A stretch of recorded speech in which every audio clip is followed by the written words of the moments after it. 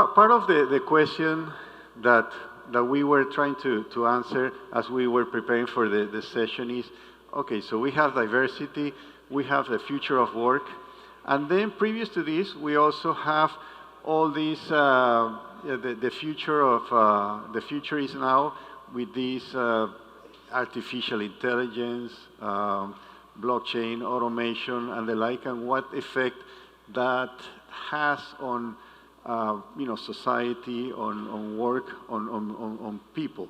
So it is a very rich and complex conversation. We had a great conversation over lunch. I wish we would have recorded that and just play it over to you, and that would make our life a lot simpler. But hopefully we can recreate that spirit. I can assure you that at the end of that conversation, that's pretty much why we started a bit late. We really lost track of time. It was a very, very engaging conversation. So I'm gonna start by introducing Stela. She's an author on these subjects of future of work, diversity, and the like. She, in particular, has very insightful and innovative ways to think about the subject. For those of you that did not get the book, I think we still have probably one or two. If you're interested, extremely engaging reading. And so I'm not gonna spoil much. I'm just gonna have Stela please introduce yourself and tell us about your perspectives on the subject. First of all, thank you, Iker. Thank you, Jim, for a great lunch. And I think we also had multiple conversations before then that were just as engaging. And as we will discover in today's session, it's a bottomless topic. I think there's so much complexity when it comes to human and relationship to work, and the technology's impact on us as individuals, on workers, on organizations, on societies at large. It has dramatic impact not only on our well-being, on our mental health, on our sense in the world and presence in the world, and it matters to us. So to me, as someone who comes from a math and computer science, very quantitative background, I found myself in HR as a fish out of water, but I never looked back otherwise. To me, it felt this is a place where I can relate to the changes I'm making and how that may impact humans. To me, technology and analytics and a lot of the innovation that is happening in the world at the moment is an exciting wave that has potential for negative impact, but also has tremendous opportunities for making a positive impact on us as humans. So I do a lot of currently work on the topic of technology impact on human beings, on the workplace, and diversity and potential bias and disparities that a lot of these innovative solutions are bringing to the world of work. I also consult a lot of VCs and startups. To me, that feels an adequate way and place to catch them early before some of these technologies will have a negative downstream impact on human beings. I also teach the next generation of HR leaders on how they can think differently about the world of work and the opportunities and the responsibility that they have on shaping the work environment in a positive way. I have a lot more to dive into, but I'd love to offer the opportunity to Jim to introduce himself. Well, maybe let me briefly introduce Jim before he gets into more detail. But Jim is an extremely accomplished businessman and entrepreneur, and also very engaged in the community and the cause. So it is an honor to have you with us to talk about this subject. Thank you so much, Iker. Did I get the name right? I messed up. Iker. Iker. I mispronounce your name every third time I mention it. It's just an amazing pleasure for me to be here and speak with this group. I've got to thank my colleague, Paul Yaunis, for introducing me to this amazing group. And really to talk about this subject that I care about a lot. I talk a lot about, and some folks have already mentioned that they've seen some of the videos and in the US that I've done on this topic. My background is simply I am an entrepreneur, a businessman in the United States, born and raised there in Chicago. Yes, the home of Michael Jordan, if everybody, that's the guy everybody knows. And I'm an investment banker, which I've been in my entire career. I own an investment bank, Loop Capital Markets, which is what brings us here and Paul here. And we have a global presence of every product, including fixed income products, equity products, infrastructure products, real estate products, asset management products, and the like. But diversity is a main hallmark of our firm, and diversity is singularly one of the most important issues in the United States. There's not any that's any bigger than that. Some of you may think, investments in technology and infrastructure and investment banking and the like, but it's really this balance in the US of diversity.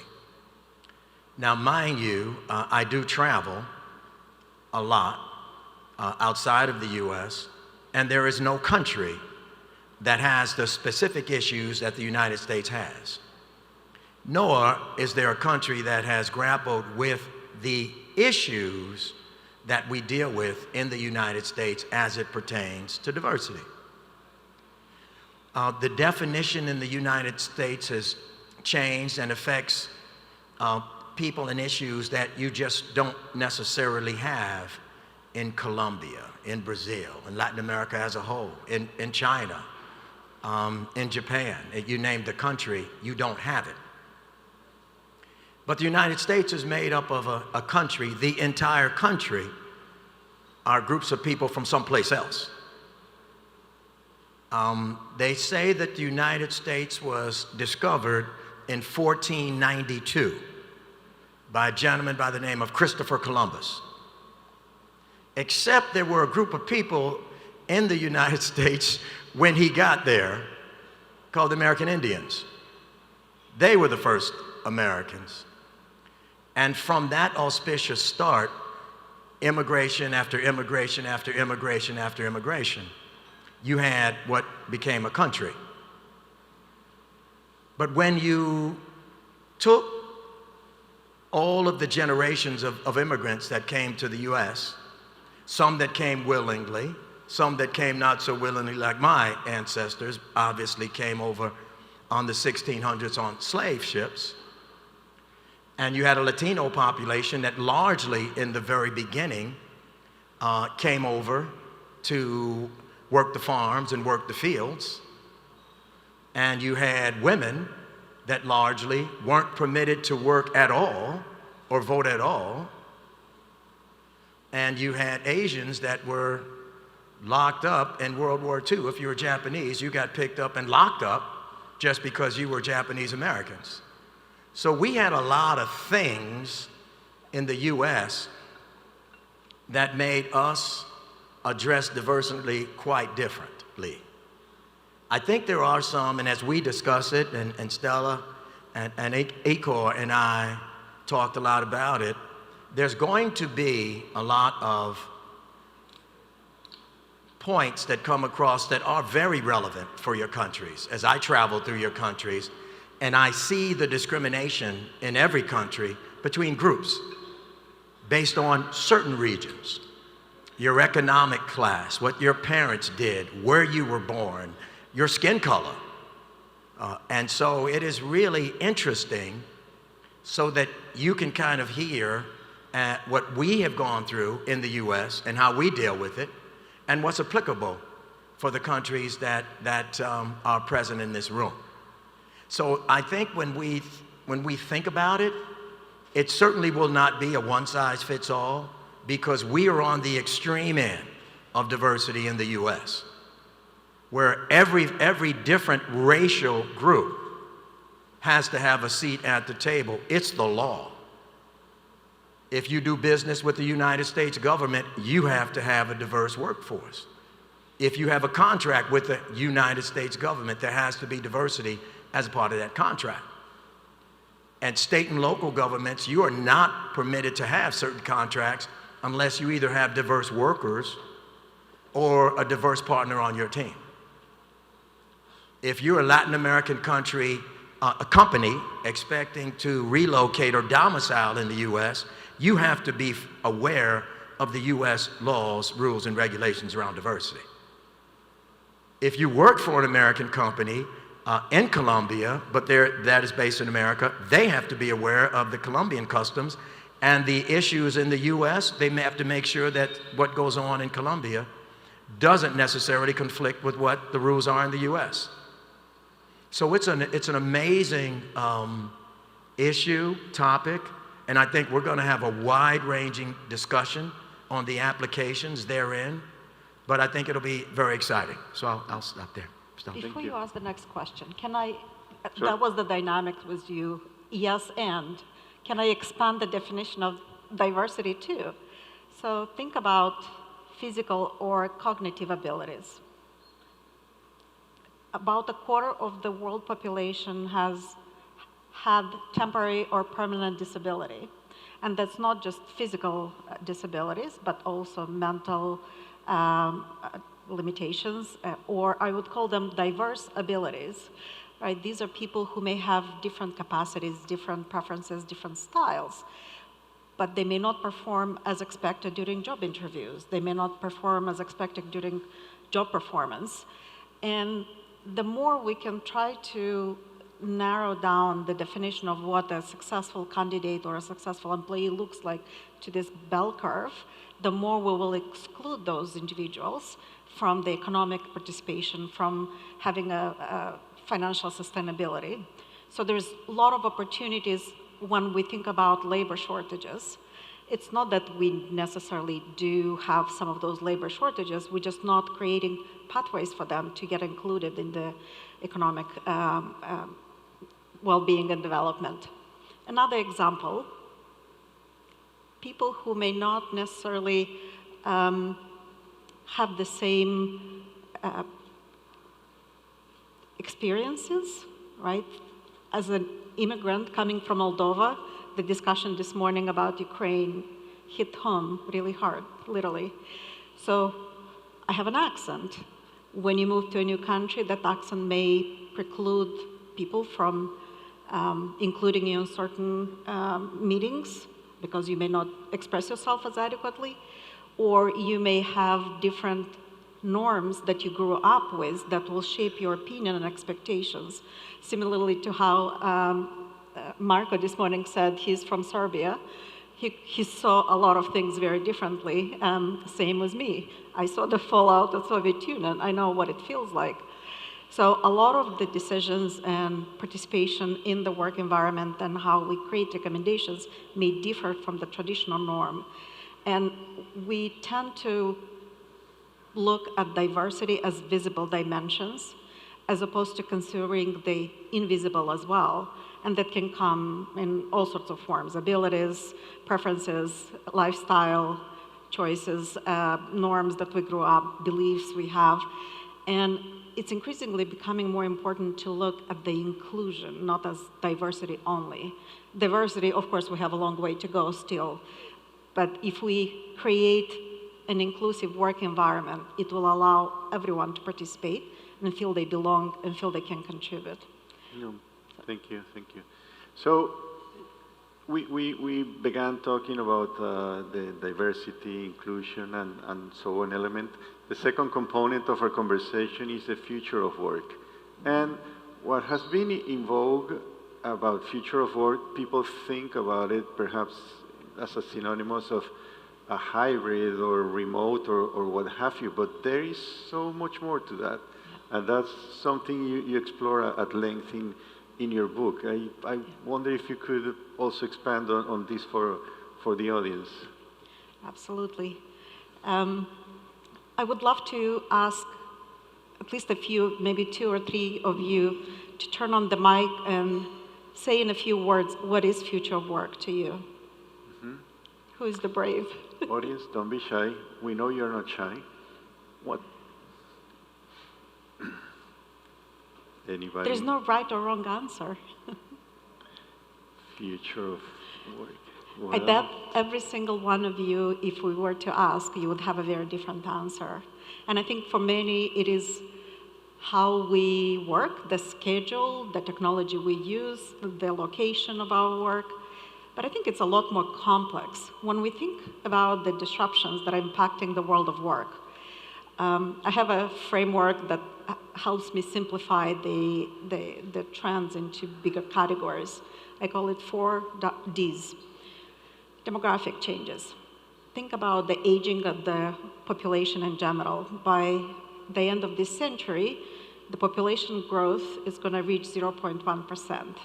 That's consumers, that's taxpayers, that's workers. We are running out of people, especially in mature economies. That's going to have a dramatic impact on economic vitality and on organizations, their ability to attract and retain talent.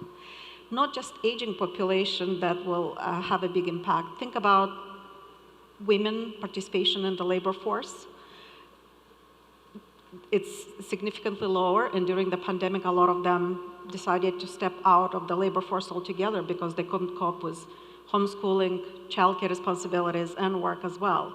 It's going to take a long time for them to return.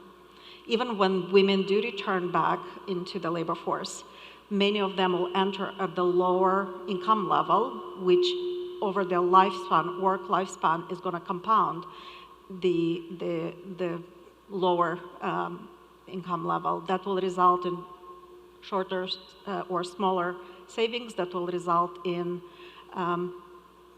women tend to outlive their spouses. They tend to outlive their savings.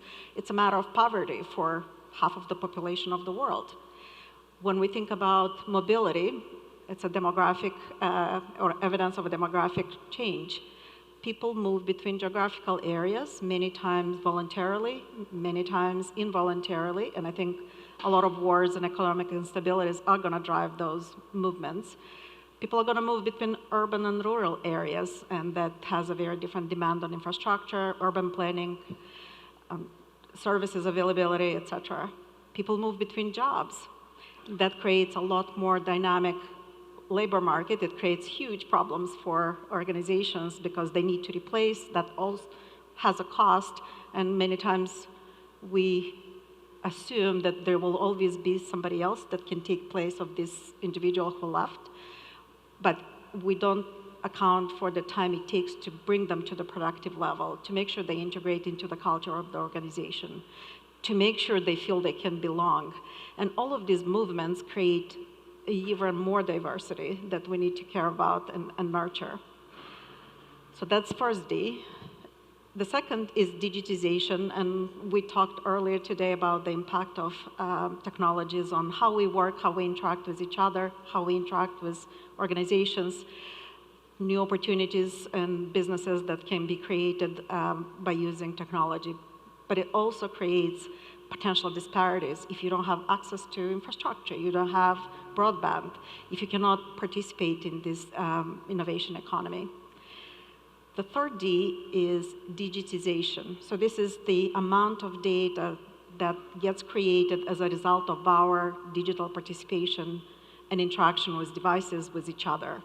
All of that creates new massive amounts of data that we can make sense of, we can detect patterns, we can influence behaviors or manipulate it at times. It can also create significant bias because the current data is being used to train future algorithms. And we need to make sure that those synthetic data that gets created is also free of bias, and we always monitor that. The last D is disintermediation. So think of additive printing versus traditional manufacturing.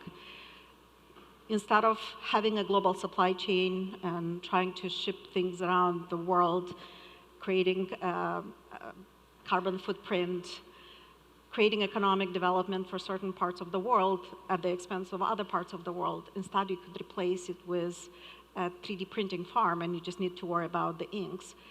Could that create a very different landscape for the manufacturing industry? Blockchain, we talked about it earlier, that's a perfect disintermediator that eliminates the middleman, creates opportunities for other types of players, but no longer this landscape is, the winners are not necessarily those who have the biggest amount of assets, right? It's very asymmetric. So this disintermediation creates new players as well as new losers as well. So how do we deal with these disruptions around us? We can look at the work itself. Many times we start with job description. Here's what you need to do. And usually that job description was written maybe 10, 15 years ago, a few new tools that get sprinkled in, magic words, and that job description looks like a recipe for unicorns. And then we go hunting for unicorns, and they don't exist with that type of skill or collection of skills.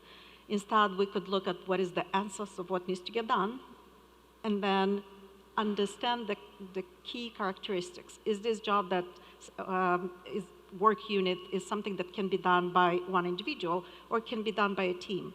Can you automate a lot of things? Is it routine? Is it creative work? And then based on those characteristics, you can determine who is the worker that can get that done. And we're not limited to just employees or contingent workforce, right? We can crowdsource, we can create co-petitions, we can put a digital a chatbot in place because that's part of your workforce repertoire. So once you understand what the work and the workforce that can get it done, then you can think about the workplace, work environment. And again, we're not limited to binary office or home. We can work in a co-working space. We can work in a virtual reality. We can work in a mixed reality. So the more we can understand the nature of the work and the workforce combination, the better we can create an optimal environment for people to do that work. And this is where technology can play a huge role. And then the last important component is the worth, value exchange. We've seen the labor market shifting dramatically over the past couple of years. People are reassessing their priorities. They are reshuffling. They are reimagining what their future might be. And they are choosing to bring their talent to organizations where they feel they will get a fair value exchange for their talent, for their time, for their energy and effort.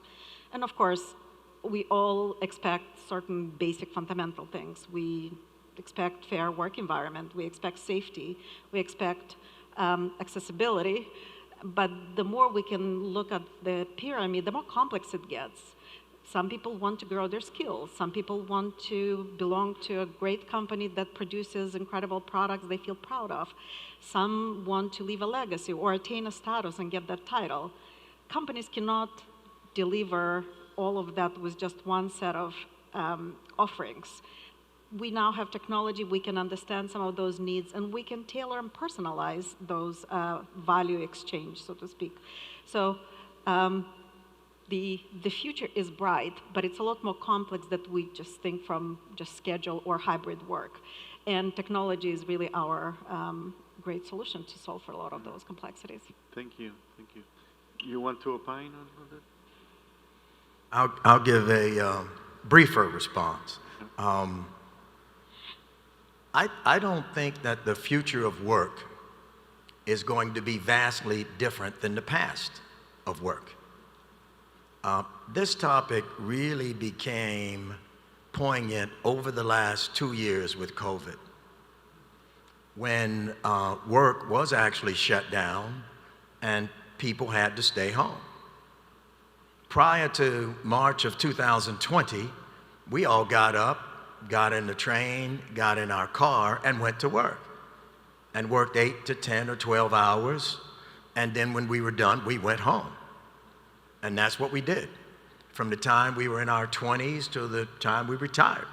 But 2 years ago, we were forced to work differently because we couldn't get up and get on the train and go to an office. We worked from different locations, and let's just say it was home. for many of us. And then that sort of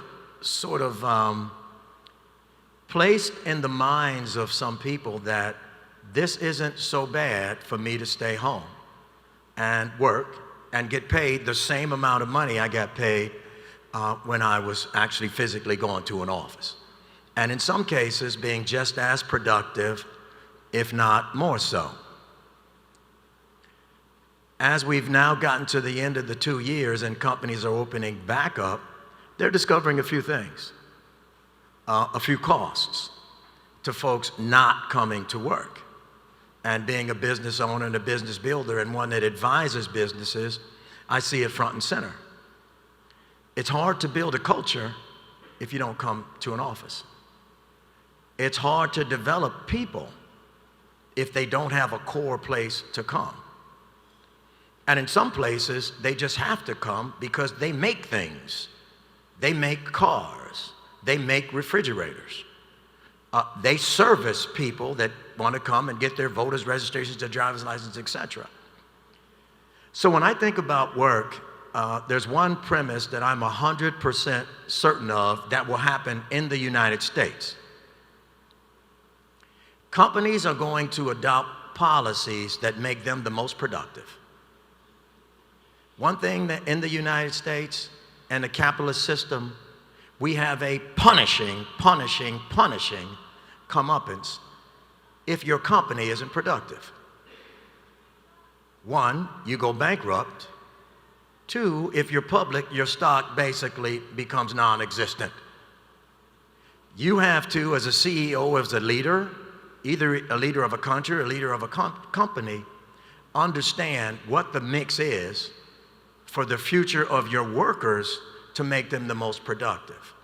As we were saying at lunch, there's some jobs, and I gave this example, and you can play back a couple of my speeches. I was speaking to a conference of investment bankers. And I said, let's just take two 26-year-olds, two young ladies that are both 26 years old. Exact same education, exact same everything, and they start a job on the exact same day. One decides they want to work from Park City, Utah. They like Park City, they like to skate. The other decides, I'm going to come to the office every day because that's where the smart people are that I joined this firm to work with. That's where the great bankers are. That's where a lot of the meetings take place. There's a lot of casual conversations take place. And I can be noticed because I'm there with the folks that are there. And the senior people have to come to the office. So they're both 26 years old. Fast forward 10 years, they're both 36. And the one that went to Park City, Utah is still there, and the one that worked in the office is still there. Who do you think is going to be the better banker at 36? Now, I know you know who's going to be the better skier, but the better banker is going to be the one that stayed in New York, that worked around the top bankers, that sat in their meetings, that had the casual conversations. I don't think the model will ever replace that because that would make that company less competitive if they had all of their workers working from Park City, Utah, or Vail, Colorado, or Naples, Florida. I think what we're going to find in the U.S. when we think about the future of work, we're going to hit that equilibrium, and we're starting to hit it now in terms of how much flexibility does a worker have and how much give does a company have before it begins to compromise the productivity of that company and the profitability of that company. You're reading about layoffs every day now in the U.S., and you didn't read about it at all a year ago. Prior to this year, you didn't read about it at all. All you read about was hiring, and pay raises and pay raises. And so as we think about the future of work, I think we're going to use all the technology you outlined, just as we always have at work in the U.S. It's always going to be used.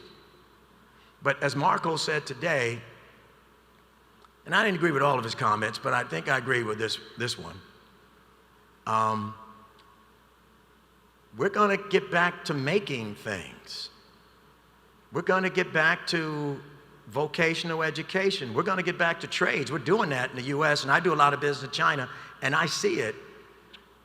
We're going to maybe not be as focused on a bachelor's degree and studying philosophy and psychology and sociology and art history, and maybe 2 years where folks actually go out and make things becomes back in vogue again. And you can't do that from home. And so, you know, as we think about the future of work and the future of business, and this delves back into diversity as well, I don't think it's going to look dramatically in the future different than it has looked in the past. It'll look a little different, but it'll just be a transition as we go forward. You want to comment, Stella? There is something about the topic of productivity. You guys are making my job real easy. When we think about productivity, right, the assumption is that traditional ways of measuring productivity will consistently defer to units, right? We either work hours, or we produce widgets, or we manufacture certain things, or we serve customers, and not necessarily thinking that when it comes to cognitive work, the productivity has a very different shape and form. And when we think about the S&P 500, right, 90% of the market value of S&P 500 companies are intangible assets. These are outcomes of human capacities, talent, creativity. That's not widgets. And I think we don't necessarily measure productivity in a way that shows the impact of human resources on the bottom line. We traditionally defer to tangible measurements.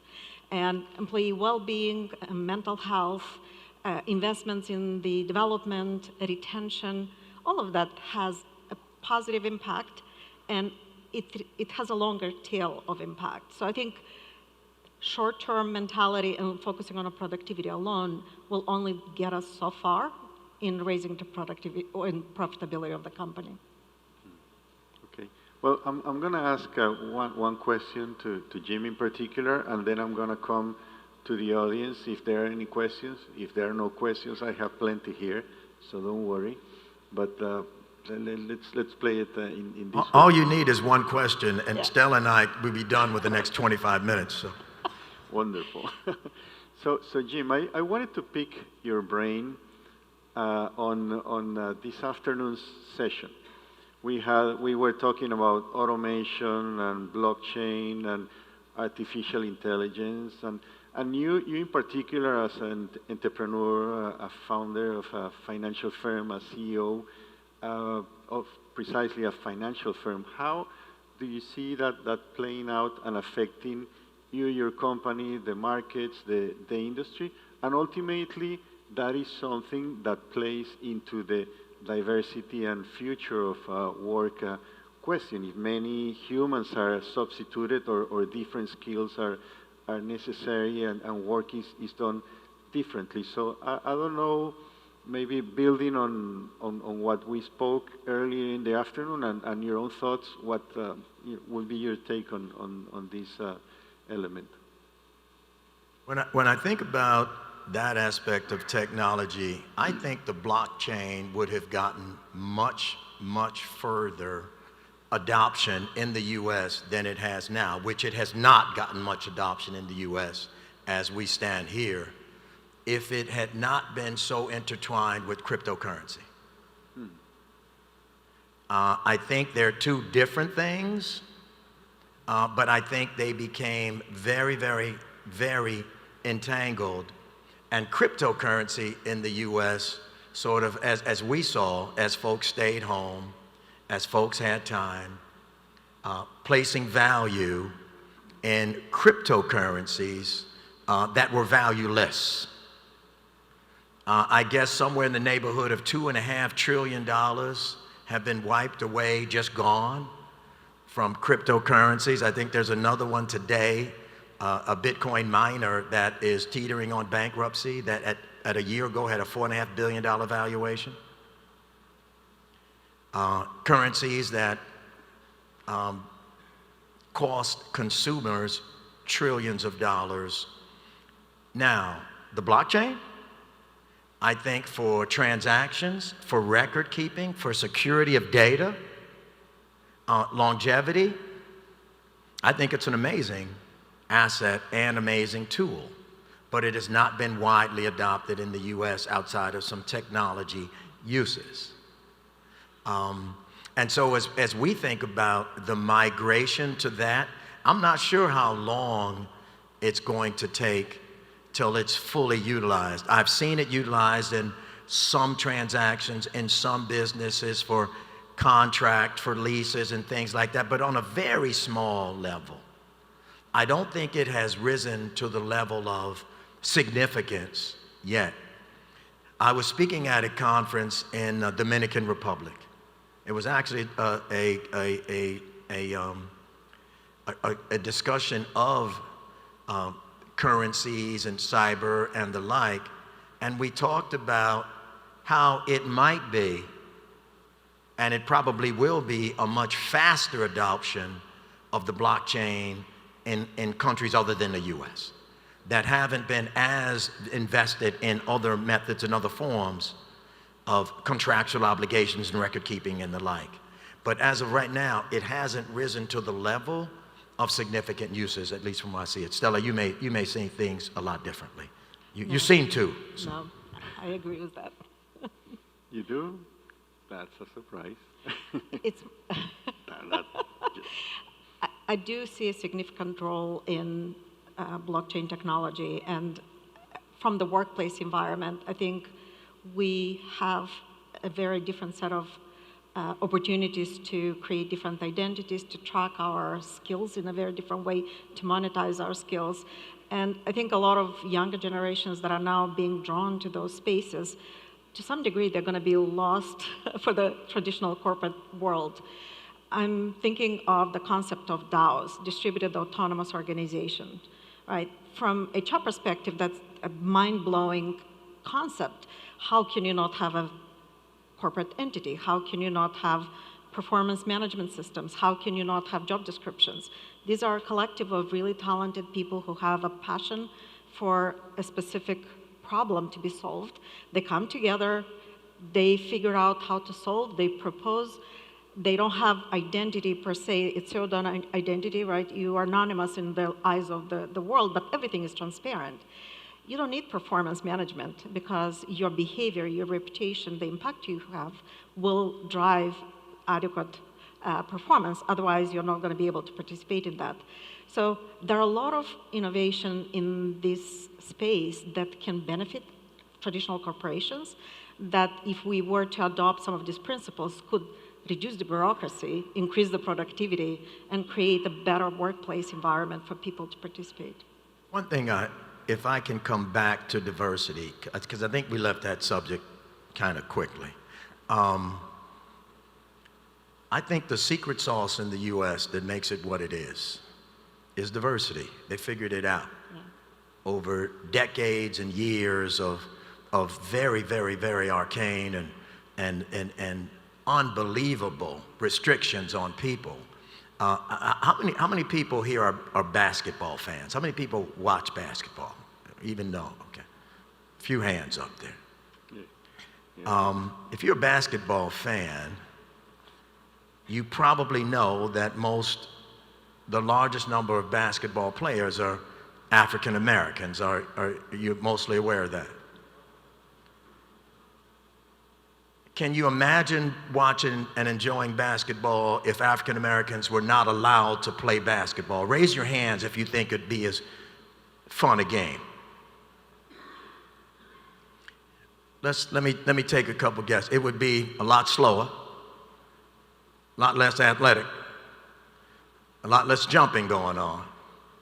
So it's hard to imagine that blacks were not allowed to play basketball in the US professionally until right around the 1940s. They were banned from basketball. They couldn't play. Not allowed to. And you think about what has happened in the US from those days till now.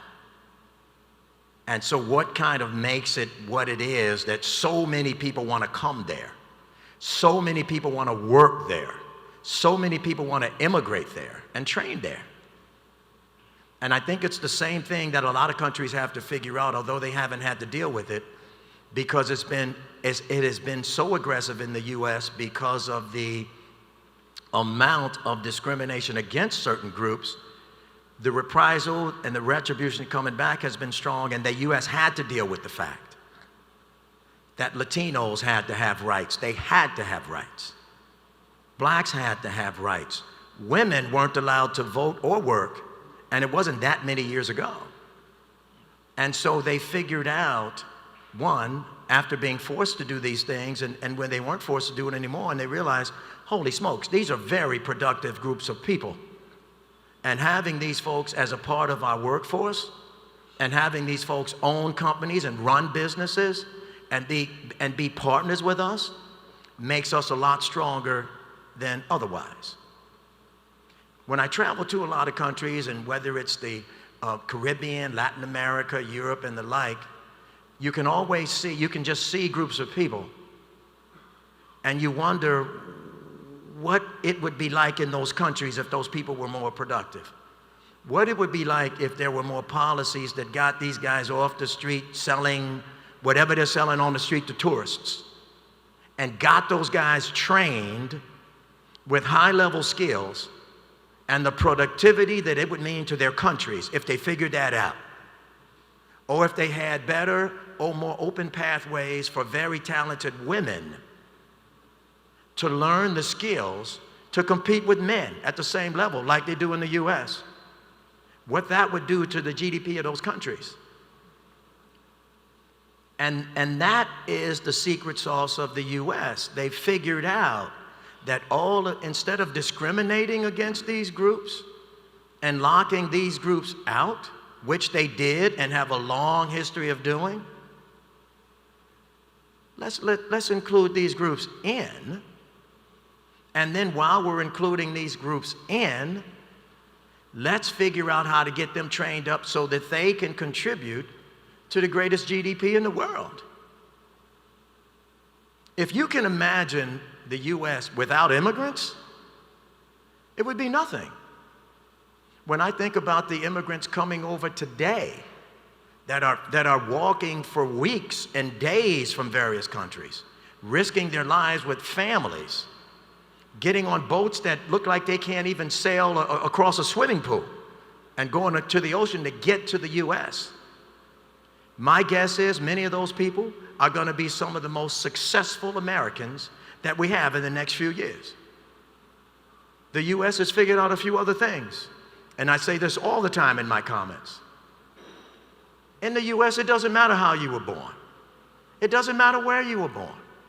It doesn't matter how poor or what class or what schools you went to. You may not have gone to any at all, but that has nothing to do with the level of success you may achieve in life. There's no correlation.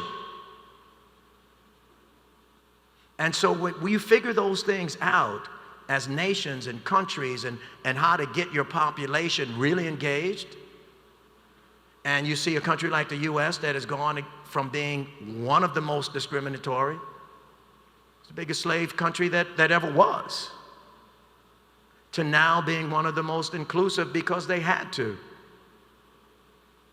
And then you see the results of that. The immigrants that we have coming in, we need them. We need 6 million workers, and we got 6 million more jobs than we got workers. We want those immigrants in, and they will be put to work.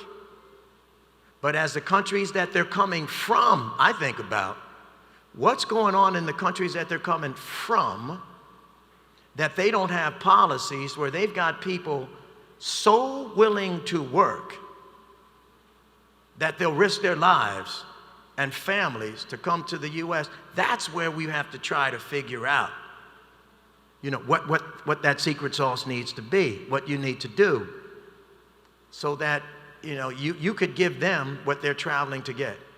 But it took a lot of effort and a lot of work and a lot of pain and a lot of folks that got killed in the US to actually be where we are today. But we're in a spot right now where the diversity is a real thing. And it's something that, and I was talking to gentleman doing a fabulous job producing this today who works for a U.S. company, and it is not a one-size-fits-all, but you can learn a lot from it. You can't, no country can do exactly what the U.S. does because you don't have that makeup. But you can borrow a lot of things from the U.S. in terms of training a workforce that's not necessarily included in what you do, in terms of how you treat women, in terms of what goes on with a class that makes it so you can't leave that class if you're born in that class. You know, those sorts of things are very significant things. Thank you, Jim. But I do want to give a chance to the audience to ask. So I don't know, any questions from the audience? Or Iker. we have Fidel.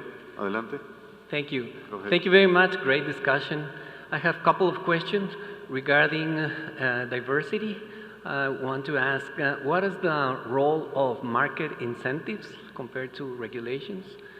For instance, ESG ratings for companies take into account the company has or hasn't applied D&I policies. In trade, we also have some interesting examples that help ban, for example, child labor. So what are the chances to, through this market mechanism, to prevent discrimination and promote D&I? And for that, I understand that you have to prove that it has some impact in your bottom line, more profitable countries, more profitable companies that applied D&I policy more effectively, as in the case of basketball. African Americans playing with Serbs, Spaniards, and Latinos make the game more global and more profitable. So the same should happen at the company's level. And regarding the future of work, my question is that I've seen that there's a growing body of literature that agrees that flexible work is here to stay. Of course, it's understood that one size doesn't fit all. There's some sectoral difference, some firm difference, and some country specificity. But some sort of flexibility is here to stay. Rough numbers say that 20% of the workers are full-time at the office, 30% are full-time at home, and 50% are working in a hybrid model. And the research shows that employees are happier, the ones that are in the flexible or more hybrid model. They are more productive, 13% increase in productivity with very sound estimates. For example, lines of coding of coders that were at home are much larger than the ones that are working from the office. So there are some strong measures of productivity that show that productivity increased during the last couple of years with this hybrid model.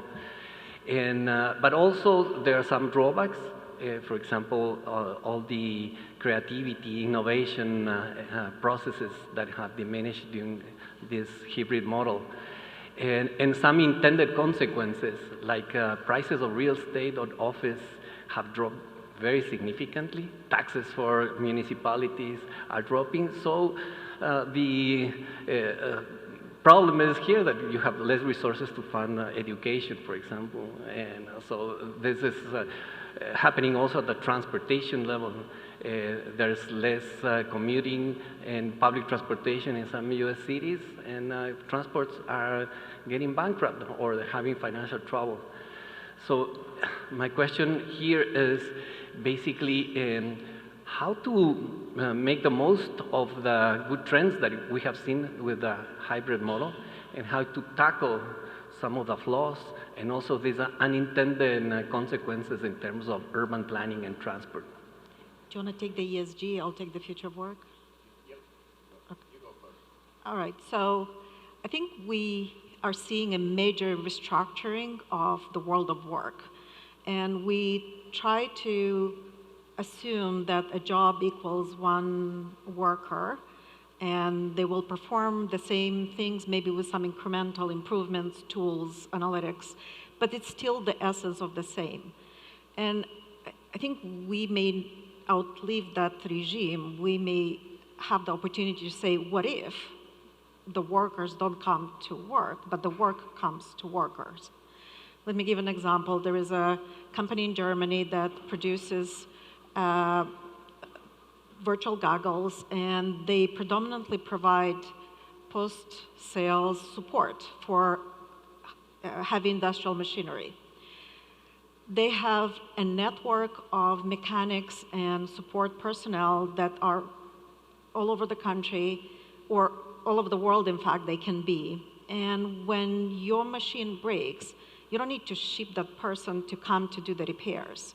The customer has the glasses on, and then the mechanic and repairman gives you advice and helps you navigate and troubleshoot. Yes, you may not solve all the problems, but you will solve a huge problem set probably without necessarily having to move people to work. So it's a different way of thinking about orchestration that creates new opportunities. Yes, there will be impact on real estate, there will be impact on transportation, but there will also be less disruptions to people's lives, or less time commuting, or less time spending in front of the computer and being monitored consistently for the purposes of increasing productivity, whatever that is. So I think there may be opportunity to start slightly shifting how we define what the work is and how we can then orchestrate that work and the adequate workforce that can help it done. Yeah. But from ESG perspective, do you want to comment on that? Well, you really have to focus in on what ESG actually means. Environmental, social, governance. The social, the S in ESG, pretty much refers to diversity. Social, that's what it means in the US. What are you doing for the community at large with what you're doing with ESG?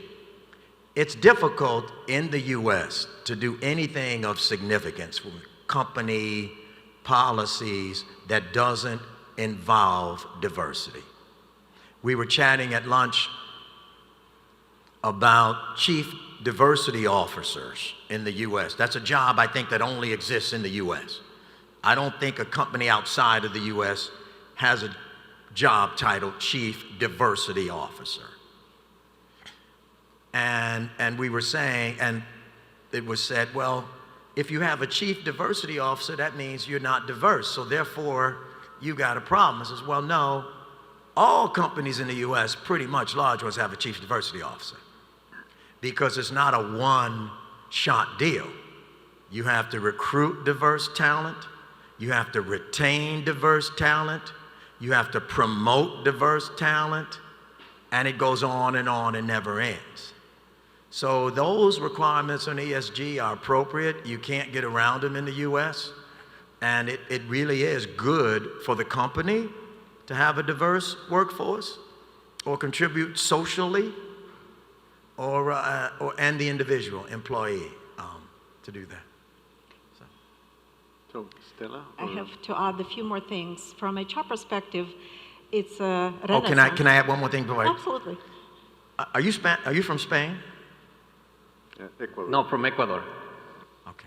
Because I thought you were referring to Spanish basketball players, and I would be remiss if I didn't say the Gasol brothers were two of my favorite players, Paul and Mark. Okay. Yeah. And Paul played for the Chicago Bulls. Big time. So from a HR perspective, there is a renaissance of measurements and investment in analytics and tracking diversity, tracking the promotion rate, investing in understanding the workforce and how it evolves. And last year, we've done a research at the conference board on the relationship between having analytics function in companies that study people and bottom line impact. And there is a strong correlation between companies that do have the presence, just the sheer fact of having a focus on it, it increases already 25% their revenue. So there is importance of using data to make workforce-related decisions. And the more we can understand where we are and start tracking some of these measurements, the more we will be able to then say, where do we want to be and where do we want to invest? And which areas where we invest are going to have the biggest impact on us as a company. So there is a quantitative way to approach a lot of these problems. The other trend that is interesting and will face a lot of public companies is all of the disclosure requirements for transparency and reporting related to human capital. All of that transparency creates a very different set of pressures because people say, well, there is income inequality, women are paid less in our company, we have to do something about it. So there will be, in addition to internal pressures, external pressures and demand for making a change. So to me, the data is a gateway for positive change toward the increased diversity and inclusion. Gosh. Well, it's already 5 p.m., but yeah, I know Juan Carlos, good friend, but let's take a leap. Go ahead, Juan Carlos. Can hear you.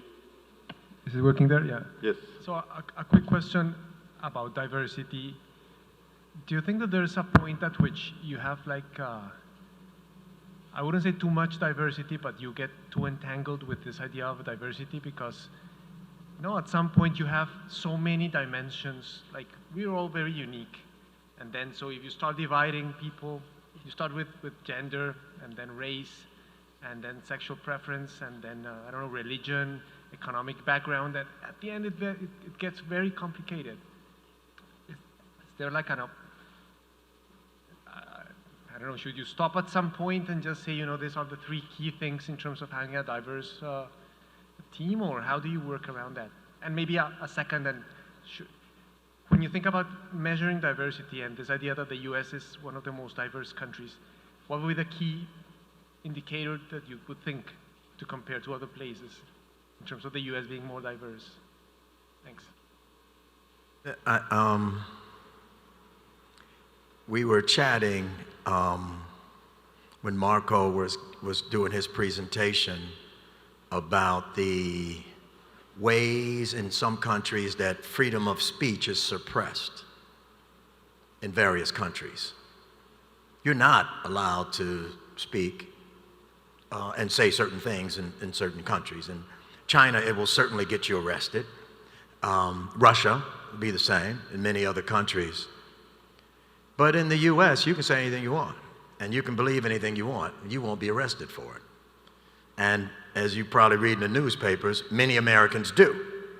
And so I think that freedom of expression is one of the reasons that all of these groups that you outline, LGBTQ and blacks and Latinos and Asians, are free to speak out in terms of things and ways that they feel they're being discriminated against, where in some countries, groups are not.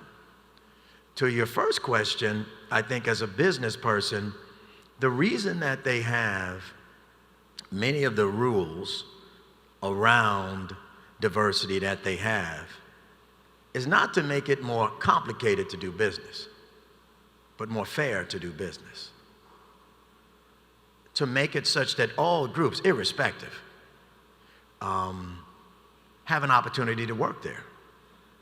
Guys with hair, guys with bald heads, guys with long hair, short hair, tall, short, black, brown, have freedom to work there. And I don't think it gets overcomplicated because within that framework, you're still going to be allowed to run your business. And rule number 1 in running any business is that you have to be profitable and make money. You have to be profitable and make money, or else you're going to be out of business and all this diversity stuff doesn't matter. So you have to really figure out how to make it work for you. And most companies have, and what most companies have found is that they're better companies by being diverse as opposed to not having a diversity strategy. Okay. No, I think we'll have to leave that one for dinner, Arnav. But so, you know, with that, we would be finishing the session. Want to thank once again Stella and Jim. So privilege to have had you join us in Cartagena. So great pleasure, and thank you so much for your support and participation. So Thank you for the opportunity.